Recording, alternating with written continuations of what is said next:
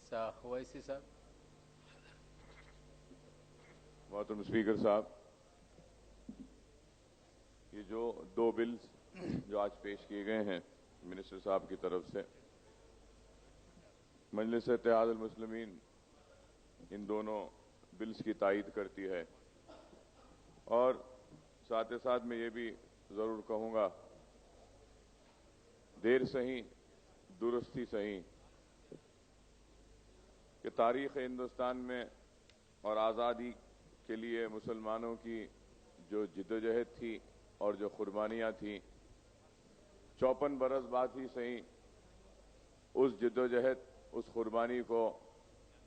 कम से कम सारे हिंदुस्तान में तो नहीं,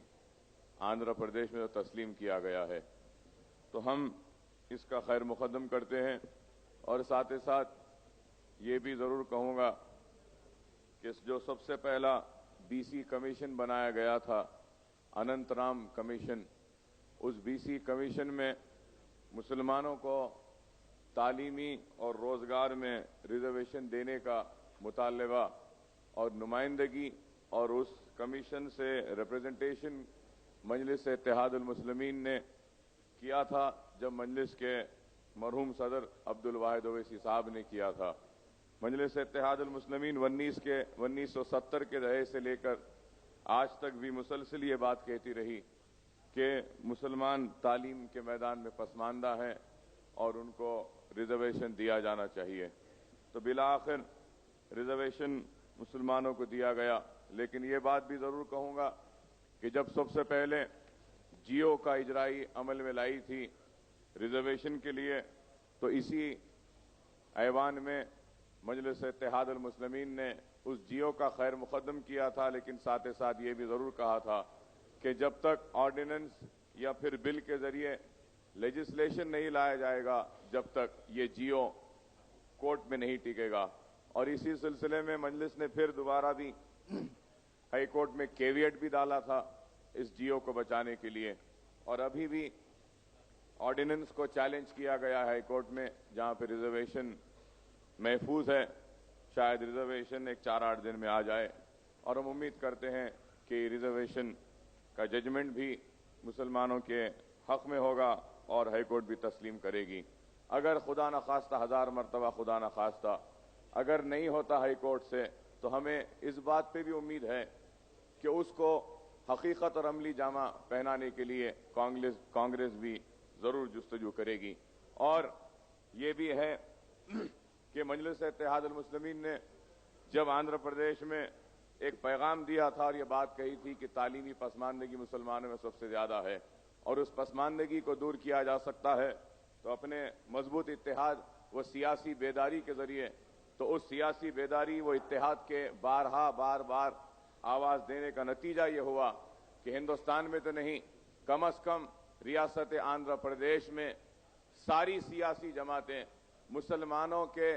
जिंदा सियासी वजूद को तस्लीम करने पे मजबूर हुए।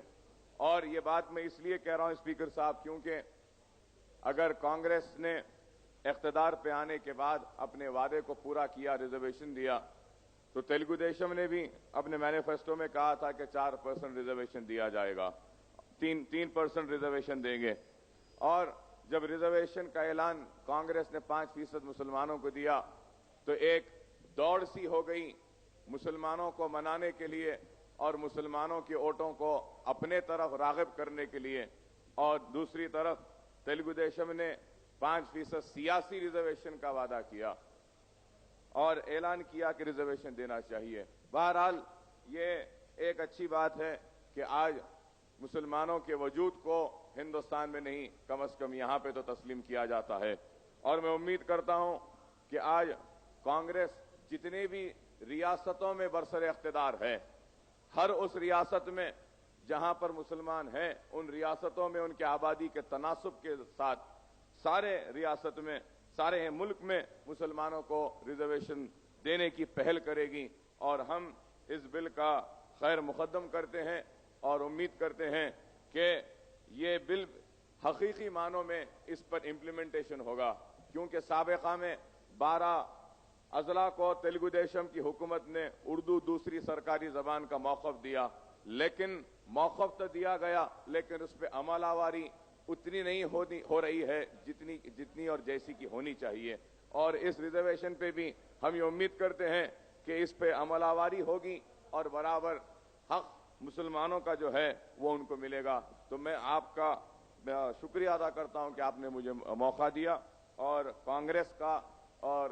چیف منسٹر وائس راجشیکھر ریڈی صاحب کا, ہمارے منسٹر صاحب کا, اور بالخصوص مسلم وزراؤں کا, مسلم اراکین اسمبلی کا, سب کا بھی میں شکریہ ادا کرتا ہوں مسلمانوں کی طرف سے کہ ہم سب کی جستجو کا نتیجہ ہے کہ آج مسلمانوں کا ایک دیرانہ مسئلہ, دیرانہ خواہش ان کی پوری ہوئی ہے, مسلمانوں کو ریزرویشن ملا ہے. بہت شکریہ صاحب آپ کا.